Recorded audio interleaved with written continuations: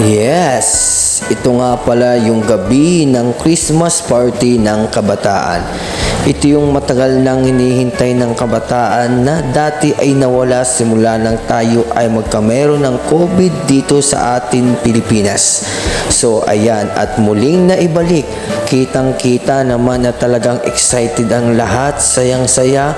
Ang lahat ay nakikipag-coordinate sa lahat ng mga nagpasinaya o nagpaganap nitong Christmas party, at ang lahat nga ng kabataan ay nagpapasalamat sa lahat ng tao, especially sa lahat ng mga namumuno na nagpatupad upang ibalik ang dating saya ng barangay na ito sa simula ng mga Christmas party.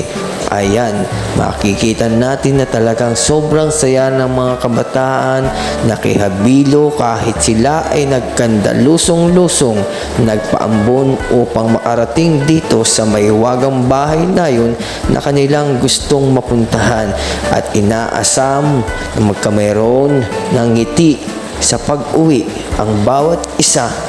Sila ang mga kabataan na dapat nating alagaan, suportahan, bigyan ng karapatan, bigyan ng oras, dahil sila ang magsisilbi nating sandata pagdating ng panahon.